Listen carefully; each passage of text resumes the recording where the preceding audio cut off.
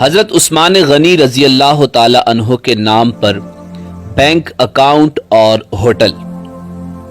کیا آپ کو معلوم ہے کہ سعودی عرب کے ایک بینک میں خلیفہ سوم حضرت عثمان بن عفان رضی اللہ تعالی عنہ کا آج بھی کرنٹ اکاؤنٹ موجود ہے؟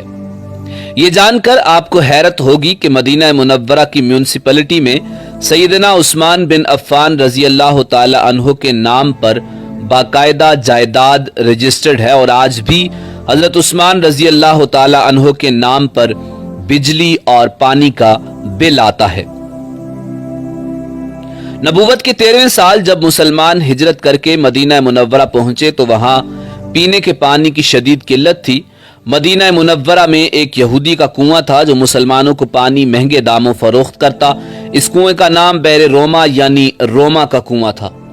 وہاں ان حالات سے پریشان ہو کر مسلمانوں نے رسول کائنات صلی اللہ علیہ وسلم سے شکایت کی اور اپنی پریشانی سے آگاہ کیا تو اللہ کے نبی حضرت محمد مصطفیٰ صلی اللہ علیہ وسلم نے فرمایا، کون ہے جو یہ کنواں خریدے اور مسلمانوں کے لیے وقف کر دے؟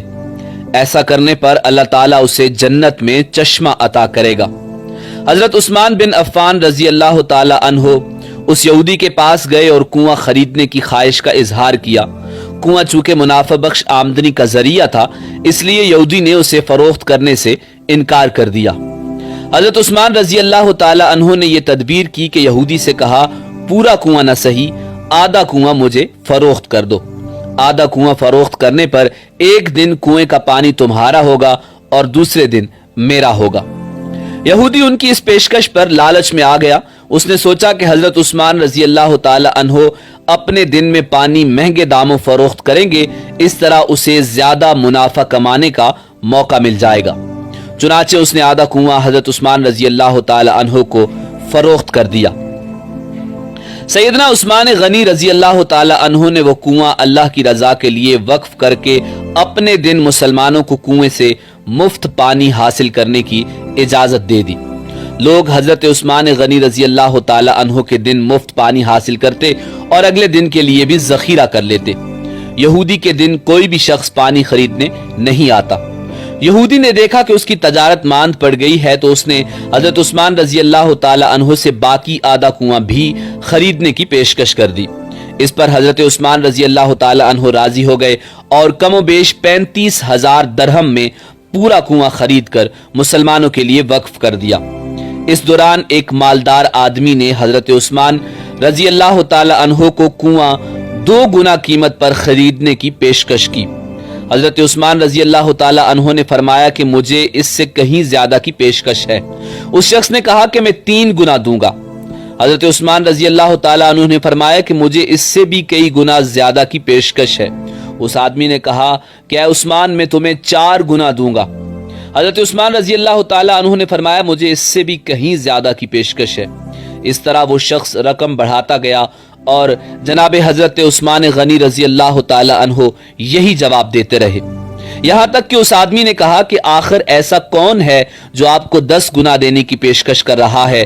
تو اس پر سیدنا عثمان رضی اللہ تعالی عنہ نے فرمایا کہ میرا رب مجھے ایک نیکی پر 10 گنا اجر دینے کی پیشکش کرتا ہے۔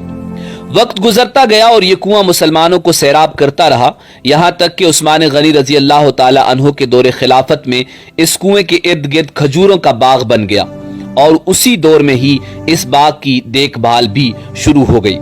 بعد ازاں آل سعود کے عہد میں اس باغ میں کھجور کے درختوں کی تعداد تقریباً 1550 ہو گئی۔ حکومت وقت نے اس باغ کے گرد 4 دیواری بنوائی اور یہ جگہ میونسپلٹی میں حضرت عثمان بن عفان رضی اللہ تعالی عنہ کے نام پر رجسٹرڈ کر دی گئی۔ وزارت زراعت یہاں کی کھجوریں بازار میں فروخت کرتی اور اس سے حاصل ہونے والی آمدنی سیدنا عثمان بن عفان رضی اللہ تعالی عنہ کے نام پر بینک میں جمع کرواتی رہی۔ چلتے چلتے یہاں تک اس اکاؤنٹ میں اتنی رقم جمع ہو گئی کہ مدینہ منورہ کے مرکزی علاقہ میں اس باغ کی آمدنی سے ایک کشادہ پلاٹ خریدا گیا جہاں ہوٹل عثمان بن عفان رضی اللہ تعالی عنہ کے نام سے ایک رہائشی ہوٹل تعمیر کیا جانے لگا۔ اس رہائشی ہوٹل سے سالانہ 50 ملین ریال آمدنی متوقع ہے۔ جس کا آدھا حصہ غریبوں اور مسکینوں کی کفالت اور باقی آدھا حصہ حضرت عثمان بن عفان رضی اللہ تعالی عنہ کے بینک اکاؤنٹ میں جمع ہوگا۔ ذوالنورین سیدنا عثمان بن عفان رضی اللہ تعالی عنہ کے اس عمل اور خلوص نیت کو اللہ رب العزت نے اپنی بارگاہ میں ایسے قبول فرمایا اور اس میں اتنی برکت عطا فرمائی کہ قیامت تک ان کے لیے صدقہ جاریہ بنا دیا۔